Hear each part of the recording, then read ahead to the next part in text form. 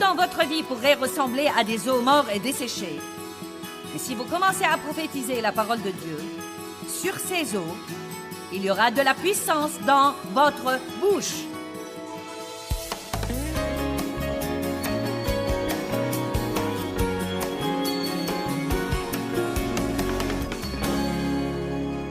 Eh bien, vous devez vous débarrasser du mélange dans vos vies. Le livre de Jacques dit « Par la même bouche, nous bénissons Dieu et nous maudissons les hommes. » Eh bien, je veux que mes paroles soient puissantes quand je vous parle. Mes paroles doivent être fortement ointes. Si je m'attends à ce que vous vous asseyez là et que vous m'écoutiez, et même que vous reveniez plusieurs fois, et que vous regardiez l'émission de télé jour après jour, mes paroles doivent être ointes. Et mes paroles ne seront pas ointes si je prêche la parole de Dieu quand je suis en public, mais que derrière les portes fermées à la maison, j'utilise ma bouche pour beaucoup d'autres fins impies. Donc je vous implore aujourd'hui de prendre ceci au sérieux, car Dieu a besoin de vous, il veut vous utiliser, il veut également accroître l'onction, la puissance du Saint-Esprit sur votre vie, mais vous devez coopérer avec lui. Les paroles portent une puissance créative incroyable. Regardons Ésaïe 55. Ésaïe 55, 10 et 11. « Car comme la pluie et la neige descendent des cieux et n'y retournent pas, mais arrosent la terre et la font produire et germer et donner de la semence au semeur et du pain à celui qui mange. Pensez donc à la pluie et à la neige. Elles descendent du ciel, elles arrosent la terre, et c'est précisément ce qui fait que cette semence germe et qu'elle produise du bon fruit. Il dit, « Ainsi sera ma parole qui sort de ma bouche. Elle ne reviendra pas à moi sans résultat, sans produire d'effet et sans être utile, mais fera ce qui est mon plaisir et ma volonté et accomplira ce pourquoi je l'ai envoyée. » Donc cela me dit que quand je prononce la parole de Dieu de ma bouche, non pas mes paroles, mais la parole de Dieu de ma bouche, elle arrose la graine que j'ai plantée par les différentes activités dans ma vie et elle la fait pousser. Par exemple, si vous allez payer la dîme et donner avec diligence, faites attention à la façon dont vous parlez de vos finances. Si vous avez planté une graine dans la terre du royaume de Dieu, alors ne la tuez pas en disant des choses négatives sur votre futur financier. Je ne m'acquitterai jamais de mes dettes, je n'ai jamais assez d'argent, je ne peux rien me permettre. Non, dites, je paye la dîme et je donne, et Dieu s'occupe de mes besoins. Je suis la tête et non la queue, en haut et jamais en bas, je prête à beaucoup de donations et je ne m'emprunte jamais.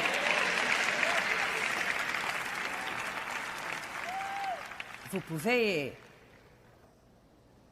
croire que c'est impossible si c'est ce que vous voulez croire, mais je sais que c'est possible.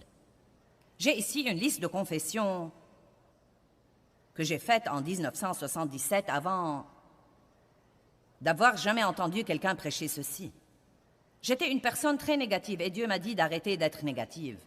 Et 6 mois plus tard, j'ai dit, j'ai arrêté d'être négative, mais rien n'a changé. Et il m'a dit, tu n'as pas encore commencé à dire des choses positives. Il ne suffit pas de se taire, vous devez dire ce qu'il faut. Amen. Donc, personne ne m'a jamais enseigné ceci. Je n'ai jamais lu un livre là-dessus et Dieu m'a fait faire une liste de confessions. J'appuyais tout ce que j'allais dire sur des versets de la Bible et je commençais à le confesser à haute voix 2 fois par jour. Une des choses que j'ai commencé à dire à l'époque était « Je suis la tête et non la queue, en haut et jamais en bas, je prête à beaucoup de nations et je ne m'emprunte jamais. » C'est dans Deutéronome 28. Et chose étonnante, chose étonnante, chose étonnante, chose étonnante, Dieu nous a donné ce ministère mondial où nous prêchons aux 2 tiers du monde par la télé, avec des travaux sociaux dans le monde entier, des bureaux dans 18 pays différents, sans jamais avoir payé un seul sou d'intérêt. Tout ce que nous avons acheté, nous l'avons en fait payé au comptant.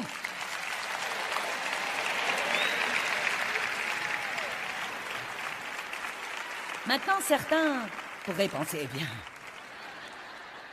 ce doit être agréable pour toi. Eh bien, vous n'étiez pas là quand je marchais toute seule dans ma maison,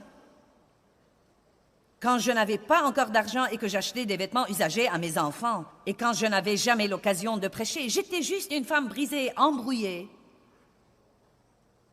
dont on avait abusé Et je croyais Dieu et je me fiais à lui pour apporter la guérison dans ma vie. Et je sentais que j'avais un appel sur ma vie pour enseigner et faisais une petite étude de Bible à 25 personnes. Vous n'étiez pas là quand je traînais dans ma maison et que je disais « Je suis la tête et non la queue, en haut et jamais en bas. Je prête à beaucoup de donations et je ne m'en prends jamais. »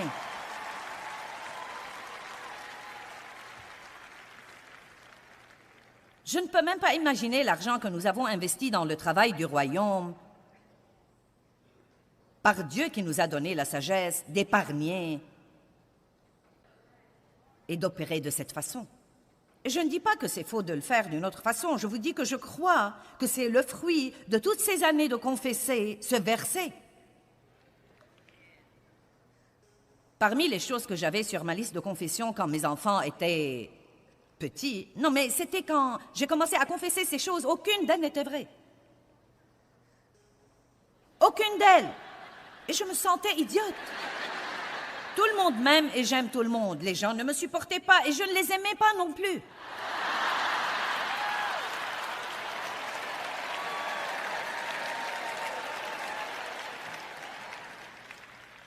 Voilà, celle-ci était bonne. Mon fils David, qui est mon aîné, a une douce personnalité et il n'est pas rebelle.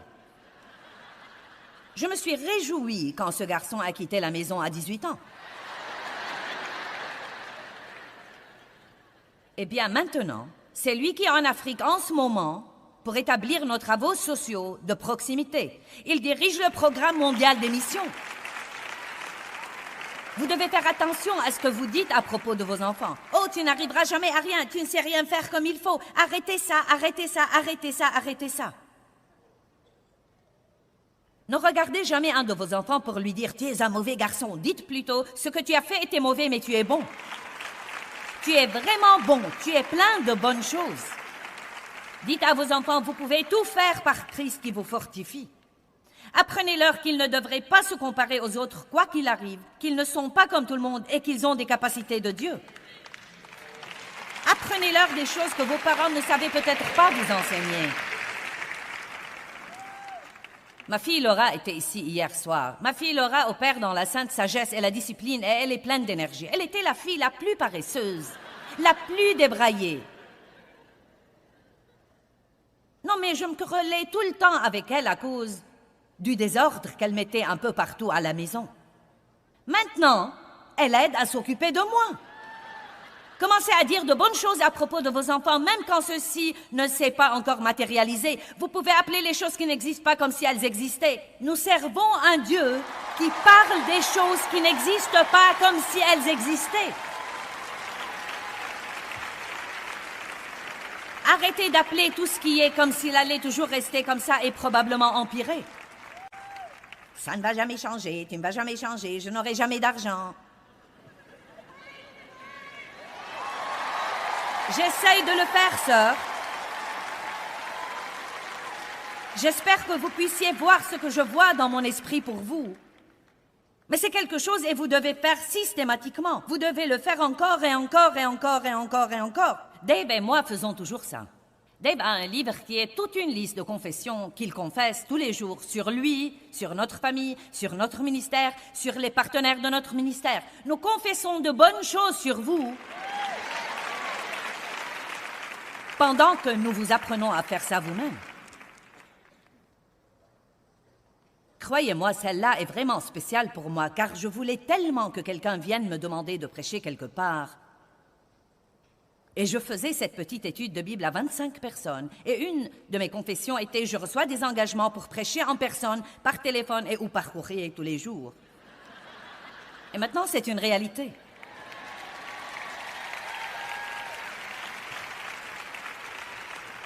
Et celle-là était vraiment bonne. Je suis une femme obéissante et sans aucune rébellion. Dave était vraiment content quand j'ai commencé à confesser ça. Oh mince alors, j'avais une bouche qui ne renonce jamais. Aucun homme n'allait me dire que faire, pas question, pas moyen. Ensuite, j'ai vu dans la Bible ce verset de « Femmes, soyez soumises à vos maris ».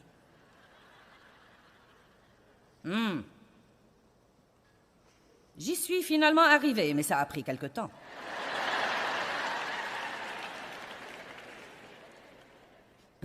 Une de mes confessions était « Je suis enseignante de la parole de Dieu ». Ça alors, ça me rappelle tant de... Si seulement vous saviez la condition dans laquelle j'étais quand j'ai commencé à faire ça. Si seulement vous pouviez comprendre ce que la parole de Dieu a fait dans ma vie. C'est pourquoi je prêche la parole avec une telle ferveur. Je sais qu'il y a une puissance inhérente à la parole de Dieu pour changer votre vie. Si vous vivez d'après cette parole, si vous l'aimez, si vous la prononcez, si vous la confessez, si vous la méditez, et si vous en faites la chose principale dans votre vie. Une des choses que j'avais dites était, tous mes enfants sont mariés à... Ils sont tous mariés à des chrétiens. Et maintenant, ils sont tous mariés à des chrétiens. Le Seigneur soit loué, la parole travaille.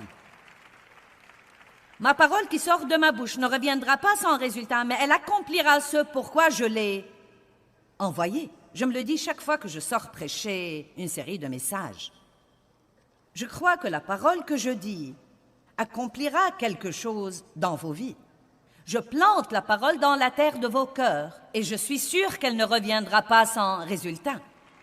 Vous grandirez et vous changerez et vos vies seront meilleures et Dieu recevra de vous plus de gloire. Prophétisez sur votre futur. Il y a beaucoup de versets étonnants. Ésaïe 46, verset 10. Dès le commencement, j'annonce la fin. Ésaïe 42, verset 9. Les premières choses se sont accomplies et je vous en annonce de nouvelles avant qu'elles arrivent. Tout ce que vous voulez voir arriver, vous devez commencer à en parler comme s'il était déjà fait. C'est pourquoi je dis de façon régulière, Dieu travaille dans ma vie. Peut-être que je ne vois pas ça, mais Dieu travaille. Dieu travaille dans mes enfants. Dieu travaille dans la personne à qui je suis mariée. Dieu travaille dans mes finances. Dieu travaille. Et je crois que chaque fois que vous dites ça, peut-être que Dieu nous assigne un autre ange pour faire un peu plus de travail. La Bible dit que les anges prêtent l'oreille à la parole de Dieu. Il y a des anges qui nous sont assignés pour nous aider dans notre vie. Des anges gardiens, des anges qui nous aident, des anges qui nous assistent, des anges qui nous protègent, mais ils ne prêtent pas l'oreille aux plaintes. Allez, vos anges sont si ennuyés, ils ne savent quoi faire, faites-les travailler. Dites, les anges, il est temps de se lever, nous allons travailler. Je suis la tête et non la queue, en haut et jamais en bas. Je prête à beaucoup de nations et je ne m'emprunte jamais. Je suis une bénédiction partout où que j'aille. Dieu répond à tous mes besoins selon sa richesse en gloire par le Christ. Je marche dans le fruit de l'esprit, l'amour, la joie, la paix, la patience, la bonté, la bienveillance. Et ainsi de suite. Ézéchiel 37. Il y a un petit feu qui s'allume dans vos entrailles en ce moment, je le sais.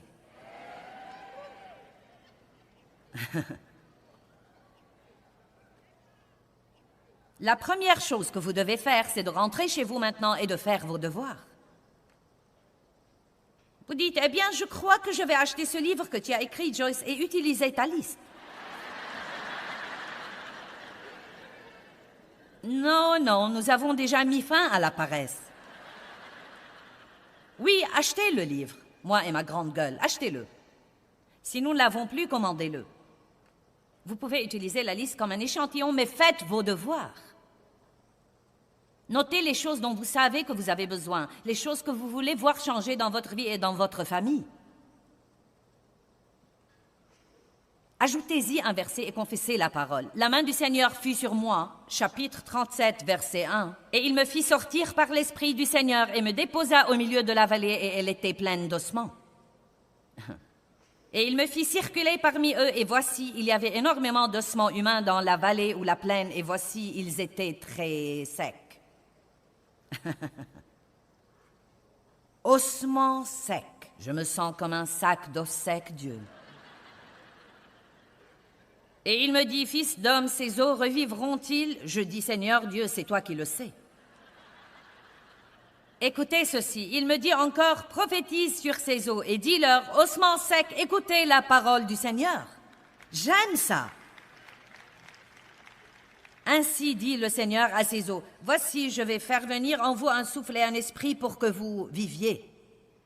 Et je mettrai sur vous des nerfs, et je ferai venir sur vous de la chair, et je vous recouvrirai de peau, et je mettrai en vous le souffle et l'esprit, et vous, ossements secs, vivrez, et vous saurez, comprendrez, et vous rendrez compte que je suis le Seigneur, le dirigeant souverain qui exige la loyauté et l'obéissance.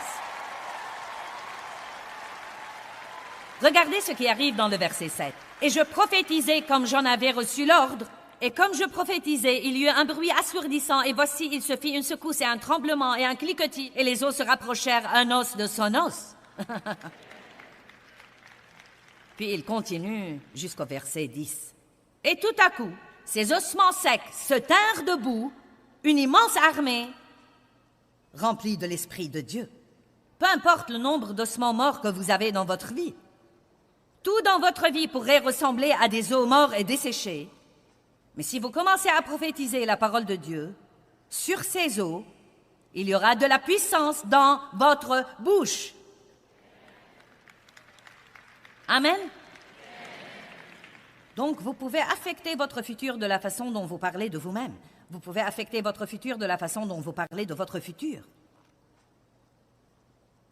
La façon dont vous parlez quand vous avez des ennuis, quand vous avez des épreuves et des problèmes, a beaucoup à voir avec votre futur. À l'approche du temps de la crucifixion du Messie, Jésus a dit à ses disciples, c'est rapporté dans Jean 14, « Le temps dont je vous ai parlé est proche. » Et il leur a dit, « Je ne parlerai plus guère avec vous. » Je crois que c'est intéressant.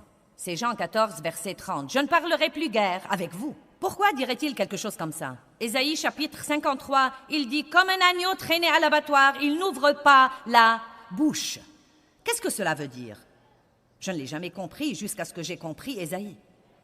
Même Jésus, quand il était dans un temps de douleur intense, a choisi de ne pas ouvrir sa bouche. Vous savez pourquoi? Parce que beaucoup de fois quand nous souffrons, si jamais nous ouvrons la bouche, nous risquons de dire ce qu'il ne faut pas. Ne faites donc pas ce que vous faites normalement. Dès que vous avez un problème, vous courez au téléphone. Tu ne vas vraiment pas croire ça. C'est arrivé encore une fois. Tu sais quoi, chaque fois que je gagne un sou, le diable me le prend. J'en ai assez, j'en ai assez, j'en ai assez. Je déteste ma vie. Ma belle, que devrais-je faire à ton avis? Arrêtez de demander ce que vous devriez faire à quelqu'un qui ne sait pas ce qu'il devrait faire lui-même. Demandez conseil à Dieu. Eh bien, je vais fermer ma bouche et ne rien dire à moins de dire quelque chose de bien. Décidez d'être silencieux parfois. Amen. Et n'est-ce pas que quand nous avons des ennuis, nous voulons juste le raconter, en parler. Non, mais si je vous disais, aujourd'hui, je vais m'attarder après la réunion et vous pouvez venir me raconter vos ennuis. Oh mon Dieu! Je me demande combien ce serait sage de dire, tu sais quoi, Joyce? Je n'ai rien à dire, je vais te laisser t'en aller et rentrer chez toi. Je suis bénie. Ouh! Ce serait merveilleux. Eh bien, une autre chose qui affecte votre futur, c'est de tenir parole. Si nous voulons être des gens de la parole, nous devons croire la parole, dire la parole, et nous devons tenir parole comme Dieu tient parole. Si vous dites à quelqu'un que vous allez l'appeler demain, appelez-le. Et si vous ne pouvez pas l'appeler demain, demandez à quelqu'un de lui dire que vous ne pouvez pas l'appeler. Et si vous ne pouvez rien faire de ça, appelez-le dès que vous pouvez l'appeler et dites-lui pourquoi vous ne l'avez pas appelé à l'heure. Si vous dites que vous allez faire quelque chose, faites-le. Tenez parole. Tenez vos engagements. En fait, j'aurais voulu avoir le temps pour ça, mais c'est impossible. Ecclésiaste 5 dit que si nous ne tenons pas nos engagements et les vœux que nous faisons à Dieu, il détruira l'ouvrage de nos mains. C'est si important. Et aujourd'hui, il est si difficile de trouver des gens qui font ce qu'ils vous disent qu'ils vont faire. Combien d'entre vous se rendent compte que cela devient un grand problème? Eh bien, cela ne doit pas être un problème pour nous. Nos paroles affectent aussi le futur de nos relations. Beaucoup de personnes sont divorcées aujourd'hui simplement à cause de mauvaises paroles prononcées ou de bonnes paroles non prononcées. Écoutez-moi bien, si votre mariage traverse une période difficile maintenant, je crois que si vous rentrez à la maison et que parfois vous commencez à dire les choses qu'il faut, vous verrez la situation changer. Applaudissez plus fort que ça, je ne veux pas rester ici longtemps.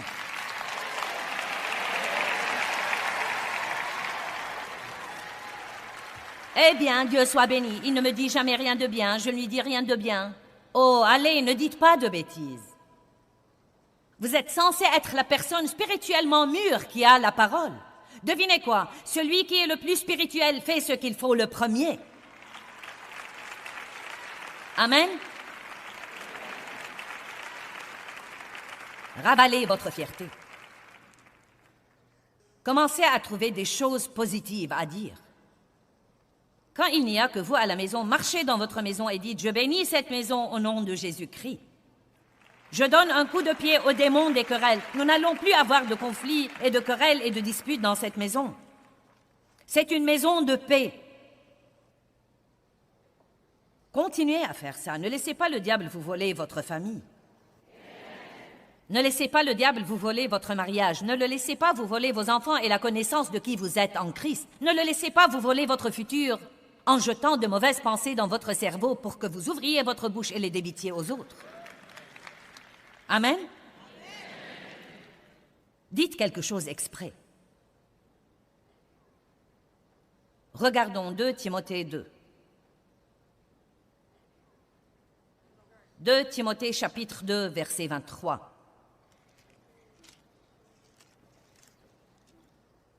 Mais repousse, ferme ta pensée contre,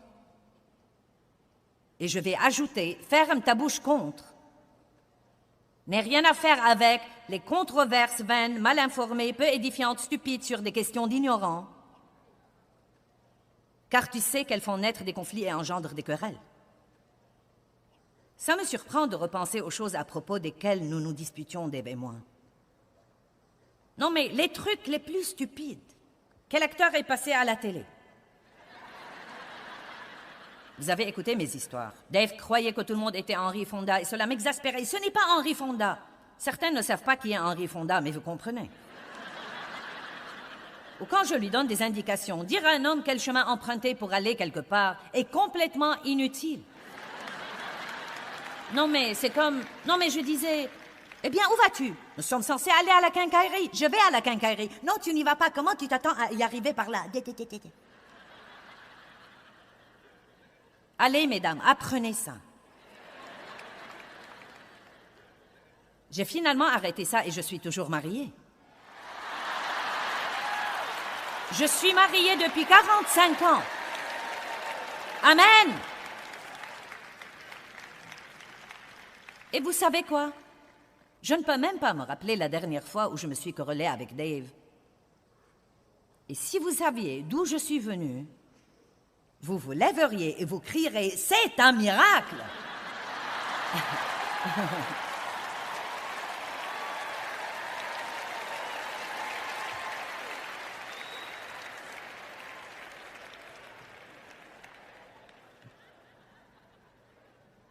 Ne faites pas une montagne d'une taupinière. Ne soyez pas une femme enquiquineuse. Vous savez ce que dit la Bible? Mieux vaut habiter en un coin, sous les toits, que de partager la demeure d'une femme querelleuse. Oh, allez les mecs, vous n'êtes pas si parfaits non plus. Eh bien, j'espère et je prie que le Seigneur touche vraiment votre vie, votre esprit, pour comprendre à quel point vos paroles sont importantes. Vous n'allez pas partir d'ici et ne jamais faire d'erreur. Mais quand vous faites une erreur, dites « Dieu envoie cet ange pour purifier mes lèvres. Donne-moi un nouveau départ. » Quand vous dites quelque chose de mauvais à quelqu'un, excusez-vous auprès de lui. Ayez assez de maturité spirituelle pour dire « Je n'aurais pas dû dire ça, je n'aurais pas dû parler comme ça, veux-tu me pardonner ?» Donnez toujours le bon exemple aux autres. Sortons dans le monde et soyons des lumières brillantes brillant pour le Seigneur, dans un endroit obscur. Levons-nous tous. Eh bien, Dieu nous dit dans Jérémie chapitre 29, verset 11, « Je connais les projets que j'ai pour vous. » Mais est-ce que vous connaissez les plans qu'il a pour vous? Est-ce que vous croyez que Dieu a de bons plans pour vous? Vous savez confesser la parole à haute voix et vous accorder avec le plan de Dieu pour votre vie, avec vos paroles, fera dans votre vie les changements les plus étonnants que vous ayez jamais vus.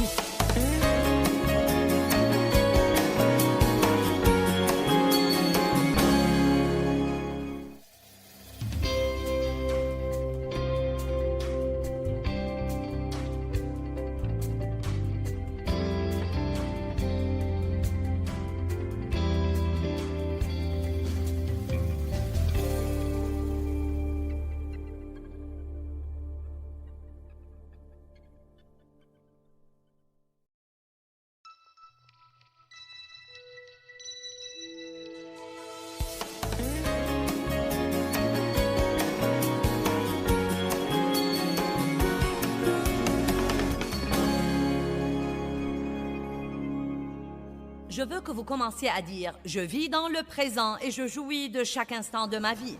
Je vis dans le présent et je jouis de chaque instant de ma vie. » Maintenant, vous devez apprendre à jouir de tous les jours ordinaires de votre vie.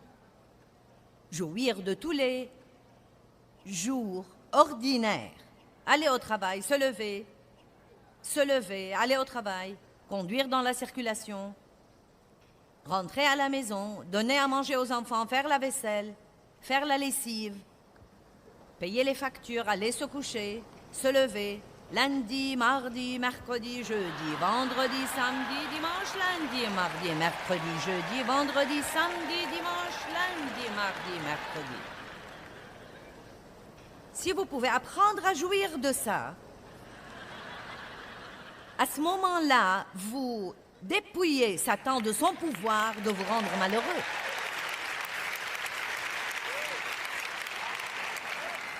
Et je vais vous dire comment faire ça. Commencez à faire tout ce que vous faites chaque jour comme au Seigneur. Et vous pourrez jouir de tout ça parce que vous le faites pour lui, avec lui, à lui et par lui. Tout.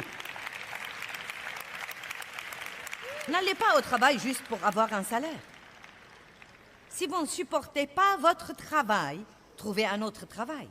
Trouvez quelque chose que vous aimerez faire, sinon vous passerez une grande partie de votre vie à le détester. Je déteste l'embouteillage, je déteste mon travail, je déteste. Ne détestez rien à part le péché et la méchanceté et le mal. Commencez à aimer les choses. J'aime ma vie. Je vous défie de le dire chaque jour. J'aime ma vie. J'aime ma vie. J'aime Dieu. Je m'aime. J'aime les autres. J'aime ma vie. J'aime mon travail.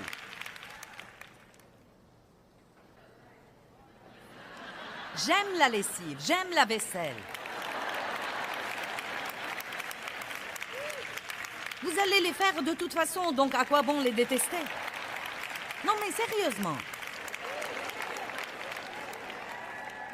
Je suis plus que vainqueur. Je peux faire cette vaisselle avec joie.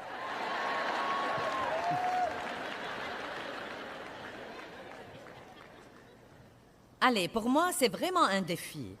Et j'aime les bons défis. J'ai passé une grande partie de ma vie malheureuse et mécontente. Et quand j'ai décidé d'apprendre à aimer la vie, vous voyez, je n'ai jamais eu l'occasion d'être une enfant.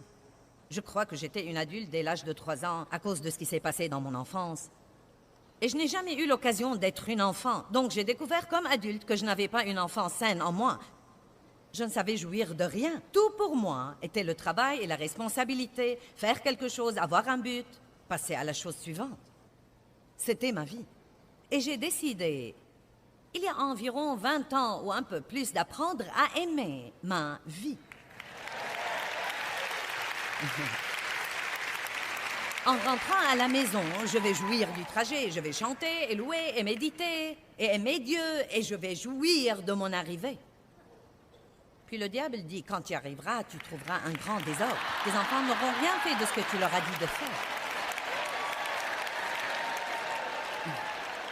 Et au lieu de penser, quand je passerai cette porte, s'ils n'ont pas fait ce que je leur ai dit de faire, vous savez quoi, ils auront vraiment des ennuis. Non, pensez que ce sera une merveilleuse occasion pour moi de rentrer. Et si je dois donner une correction, je la donnerai dans l'amour, en veillant à ce qu'ils voient la gloire de Dieu sur moi après la conférence.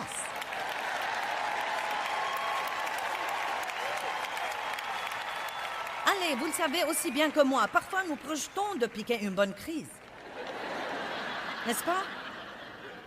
Nous l'avons déjà planifié. Si vous faites ça encore une fois...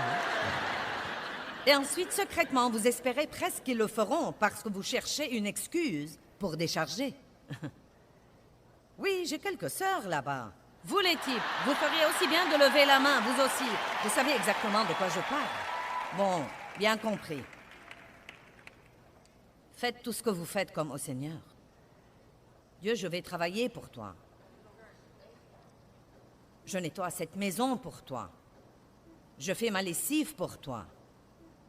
Je paye mes factures pour être une personne honnête et intègre. Tout ce que je fais, Dieu, je le fais pour toi. Votre vie sera radicalement changée si vous faites ça. Arrêtez de vivre pour les autres et pour les applaudissements que vous croyez que vous aurez d'eux. Et commencez à vivre devant l'œil qui voit tout, qui vous observe tous les jours à chaque instant.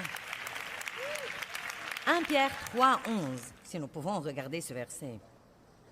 Il nous dit de poursuivre la paix.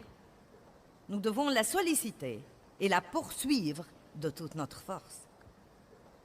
Qu'il se détourne du mal et qu'il le rejette et qu'il fasse le bien, qu'il recherche la paix, l'harmonie, la tranquillité au milieu des craintes, des passions perturbantes, des conflits moraux, et qu'il la poursuive ardemment. Ne vous bornez pas à désirer des relations paisibles avec Dieu, avec vos semblables et avec vous-même, mais recherchez-les et poursuivez-les. Laissez-moi cette partie sur l'écran. Il parle ici de 3 relations. Nous avons une relation avec Dieu.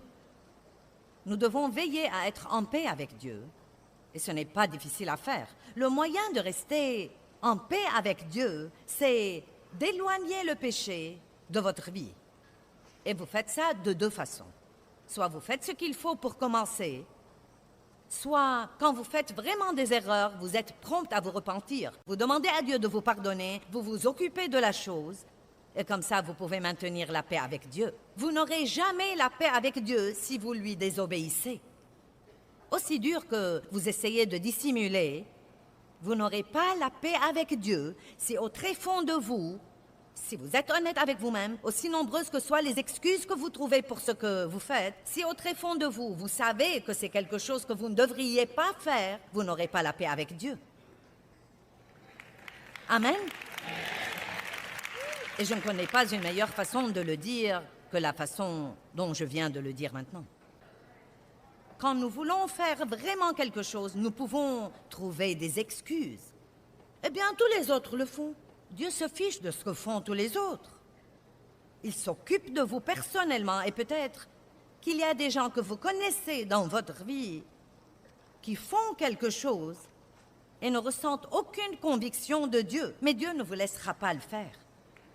Et vous ne devez pas contester, vous devez savoir qu'on demandera beaucoup à qui l'on a beaucoup donné. Et peut-être que vous avez demandé à Dieu quelque chose qu'ils ne lui ont pas demandé. Et si vous voulez que Dieu le fasse dans votre vie, vous aurez à marcher un peu plus que sur le chemin resserré. Je murmurais une fois, eh bien, Dieu, il paraît que tu t'occupes toujours de moi et tu sais, ils font ceci et ils font cela et ils n'ont pas l'air de croire que c'est vraiment un grand problème. Pourquoi tu me dis toujours que je ne peux pas faire ça? C'est très simple. J'ai reçu cette réponse dans mon cœur. Tu m'as demandé beaucoup de choses, tu les veux ou non? Si je veux passer à la télé tous les jours, devant une grande partie du monde entier, et partager la parole avec eux, alors, naturellement, je dois rester sur un chemin très resserré. Et dans le but de faire ça, j'ai dû apprendre à vraiment écouter Dieu. Et si je ressens une conviction, si mon cœur n'est pas tranquillisé, non mais même si c'est quelque chose que Dave n'a pas l'air d'avoir un problème à faire, si mon cœur n'est pas tranquillisé, je ne le fais pas. Amen.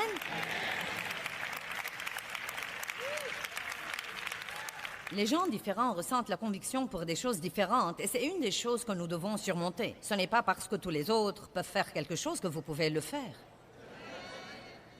Alléluia. Et, vous ne devez pas les juger parce qu'ils le font.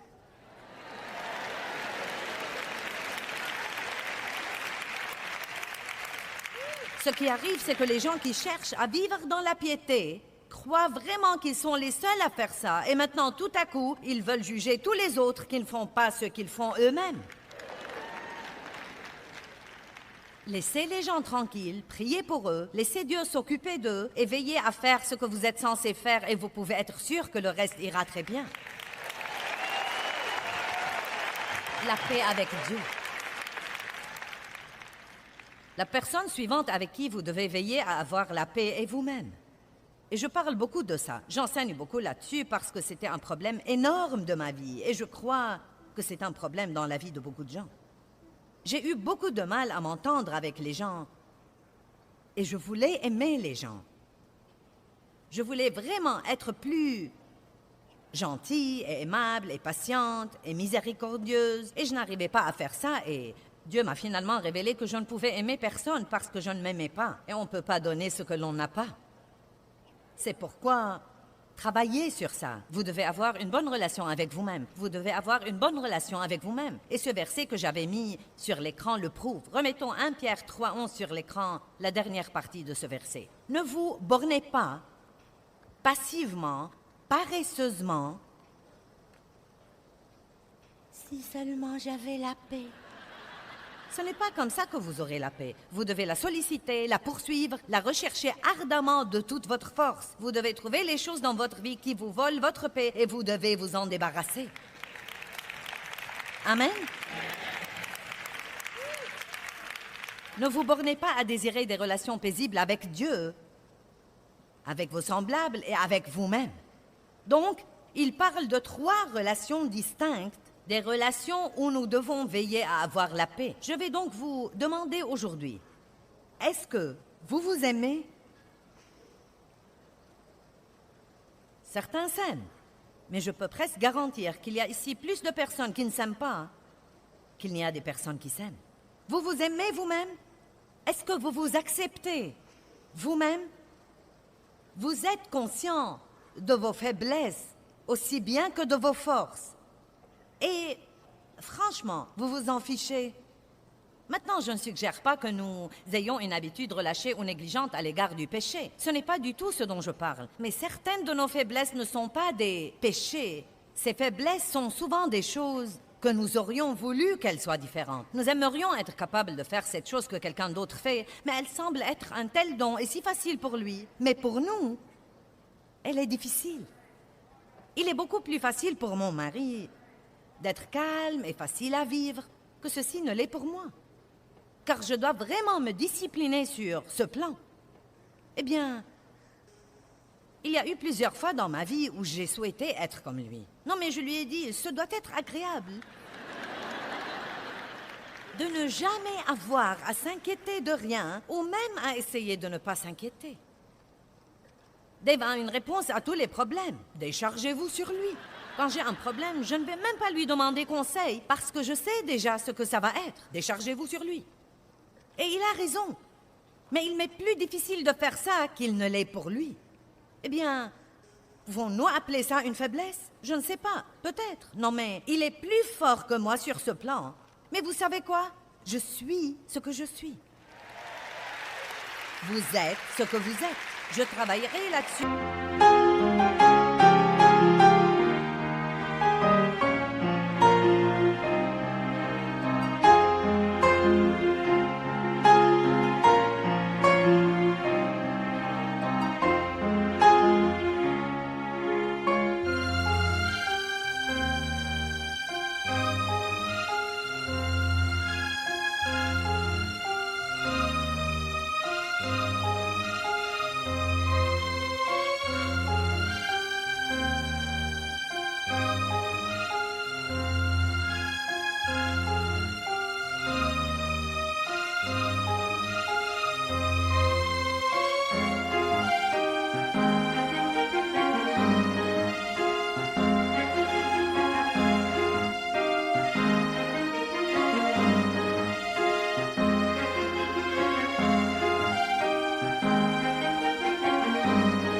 peu plus dur. Il y a d'autres domaines dans la vie de Dave où il doit travailler un peu plus dur.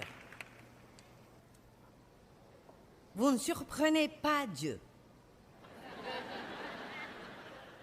Il ne vous a pas choisi et tout à coup il a dit « Oh mon Dieu, regardez avec qui je suis coincé !»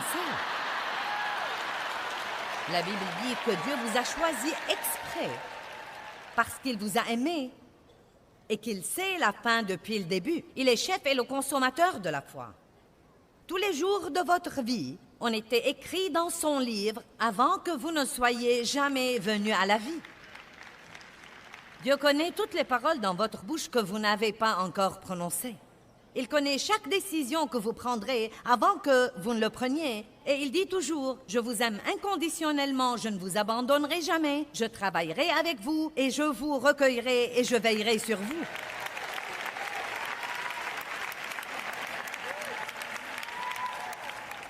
Donc si vous n'avez pas encore fini par vous accepter vous-même,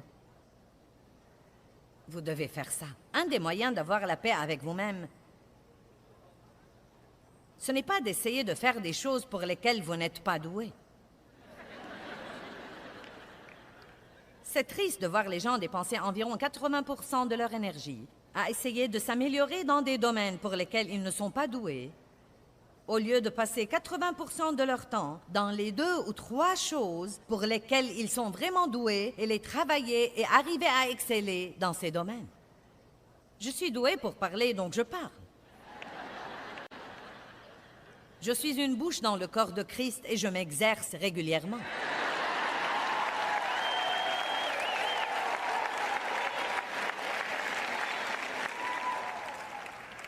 J'ai essayé de jouer de la guitare une fois. Mes doigts ne sont pas assez longs. Non, mais je suis passée par toutes les choses en me comparant aux autres personnes. Je n'ai pas le temps pour ces messages aujourd'hui, mais l'essentiel est que vous devez apprendre à être en paix avec vous-même. La paix avec Dieu, la paix avec vous-même, la paix avec vos semblables. Mais comment pouvoir s'entendre avec les gens? Ouh! Mon Dieu! Ne vous attendez pas à ce qu'ils soient tous comme vous, car ils ne le seront pas. Nous sommes différents pour une bonne raison. Vous entrez dans une famille et vous pensez, comment ces 2 enfants pourraient venir du même endroit? Non, mais ils sont totalement, absolument opposés. Vous êtes comme, d'où êtes-vous venus? D'une autre planète? Et pourtant, Dieu met certains dons dans les gens. Il nous donne des tempéraments différents parce que nous avons tous besoin les uns des autres. Et Satan nous crée des dissensions parce qu'il sait mieux que nous ce qui arriverait. Il sait la puissance que nous aurions si nous pouvions apprendre à être dans l'unité et dans l'accord. Tout ce que vous devez faire, c'est de lire le livre des Actes et vous verrez que quand l'Église était nouvelle, quand elle était jeune, avant d'avoir le temps pour toutes les absurdités et les divisions et les confessions et toutes ces choses différentes, à quel point l'Église était puissante. Des miracles, les morts ressuscités et les boiteux marchaient et les sourds entendaient, les aveugles voyaient et le nombre des disciples s'augmentait tous les jours par milliers. Les gens donnaient généreusement ce qu'ils avaient pour aider tous les autres. Mais vous donnez juste assez de temps aux gens. Non mais parfois, les gens veulent que je fasse partie de quelque chose et je ne veux même pas m'y introduire. Car ça peut être si beau au début, puis tout à coup, quelqu'un veut être le responsable, puis quelqu'un d'autre n'aime pas ce que fait le responsable, et donc maintenant il veut se soulever et être le responsable. Maintenant il va prendre la moitié du groupe et les dresser contre l'autre moitié. Et je suis comme, eh bien, sachez que je n'ai plus le temps pour rien de ça dans ma vie désormais. Je ne le ferai pas.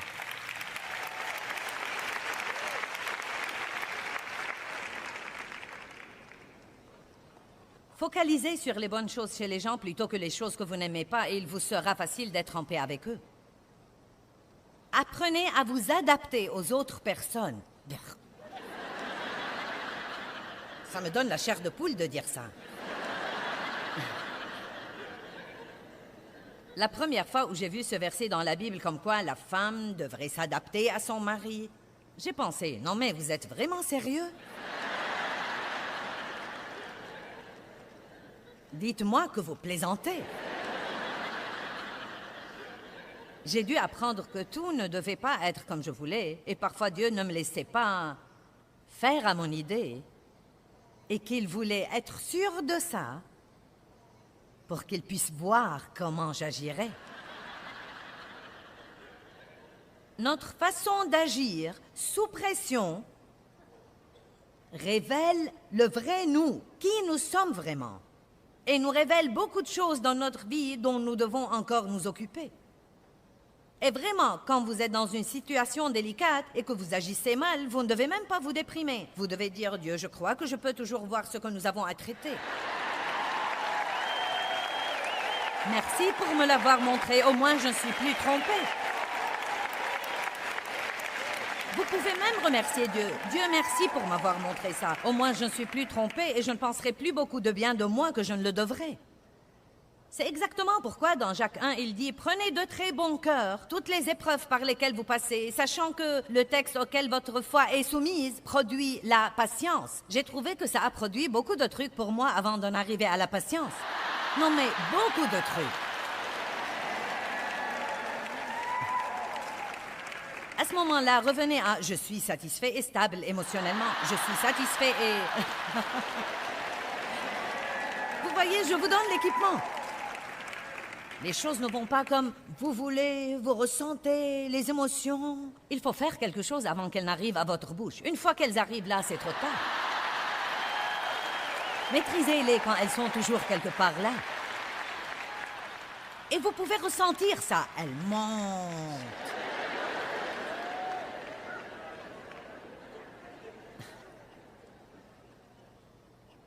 1 Corinthiens 10, 33.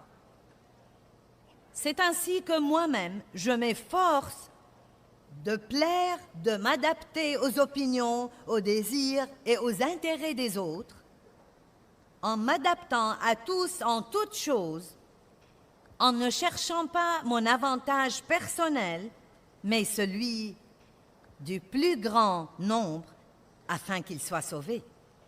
Paul a dit « Je travaille très dur pour ne pas être si imbu de moi-même et si égoïste et égocentrique pour croire que je devais faire à mon idée tout le temps.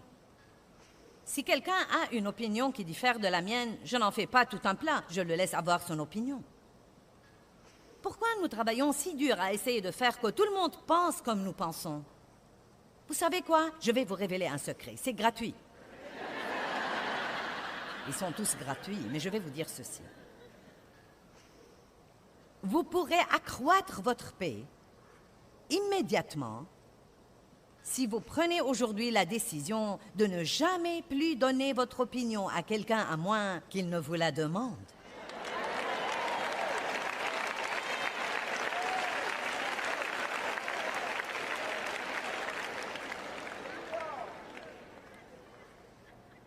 Non mais j'étais le genre de personne, j'avais hâte que quelqu'un respire dans une conversation pour que je reprenne la conversation et commencer à lui dire ce que je croyais. Je pense.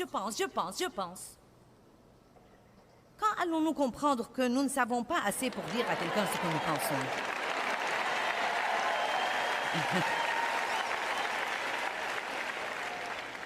Maintenant, voici un autre moyen d'avoir la paix avec les autres. Celui-ci est génial. Ne passez pas excessivement de temps avec des gens qui ne vous plaisent pas tout simplement.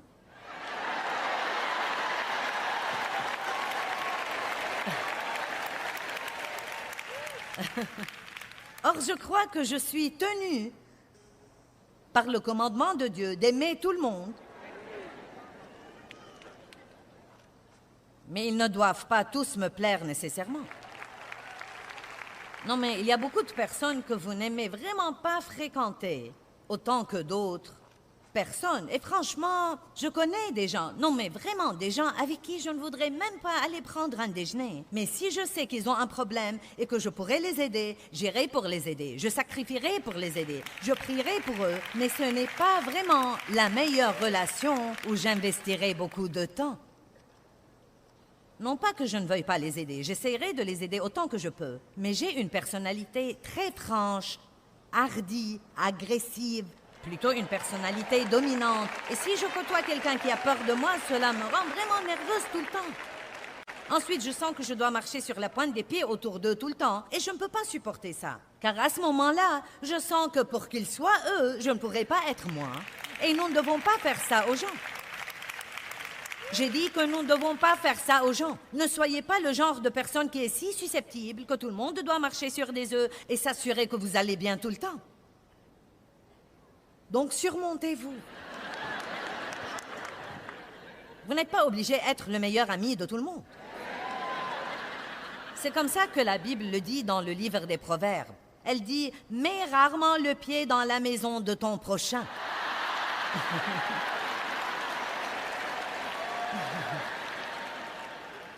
Vous savez quoi? Même les gens que vous aimez authentiquement et honnêtement et sincèrement, si vous passez tellement de temps avec eux,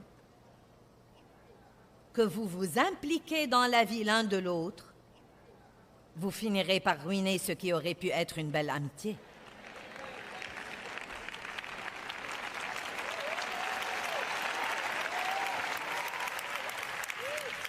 Vous ne devez pas tout savoir sur tout le monde. Apprenez à jouir de la paix avec Dieu et avec vous-même, et la paix avec vos semblables. Et je voudrais que vous arriviez au point où la première chose à laquelle vous pensez et que vous dites tous les matins quand vous vous levez est ce qui suit. Je vais faire passer Dieu avant tout dans ma vie, dans tout ce que je fais.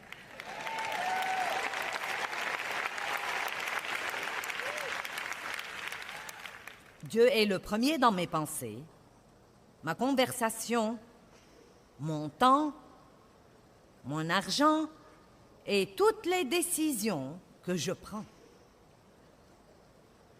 Je cherche Dieu d'abord avant toute autre chose. Et il ajoute à ma vie les choses qu'il veut que j'aie.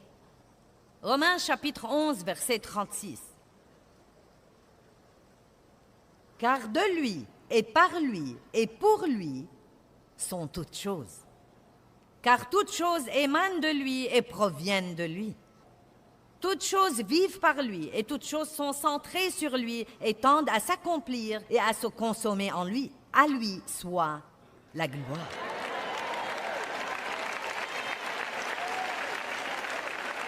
Et donc vraiment, quand on regarde d'un peu plus près, il ne s'agit que de Jésus.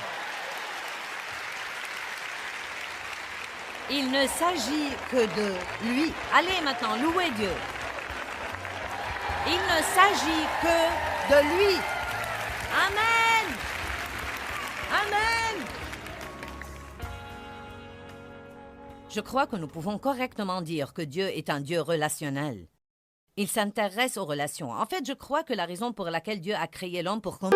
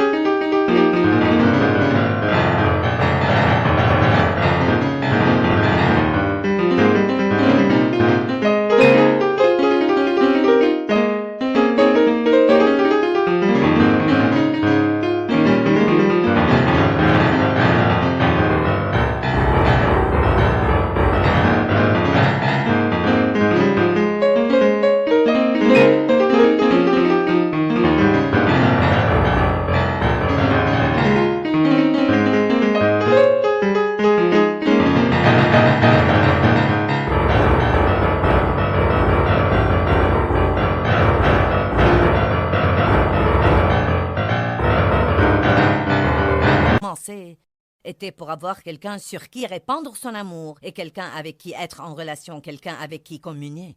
Et je dis tout le temps, Jésus n'est pas mort pour que nous puissions tous avoir une religion, mais il est mort pour que nous puissions avoir une relation personnelle avec Dieu le Père, par lui. Et vous savez quoi? Dieu se soucie non seulement de notre relation avec lui, mais encore de toutes nos relations. Je crois en fait que la Bible est en grande partie un livre sur les relations. Et la Bible nous enseigne que nous devons aimer Dieu, nous aimer nous-mêmes et aimer vraiment les autres. Et je fais beaucoup d'enseignements sur ce thème, et j'ai fini par comprendre de ma propre vie, et je le partage avec les autres, que nous devons recevoir l'amour de Dieu comme un don gratuit, lui rendre son amour Laissez cet amour nous guérir pour que nous puissions avoir la confiance et savoir qui nous sommes en Christ et avoir une bonne relation avec nous-mêmes. Et à partir de là, nous pouvons commencer à aimer les autres.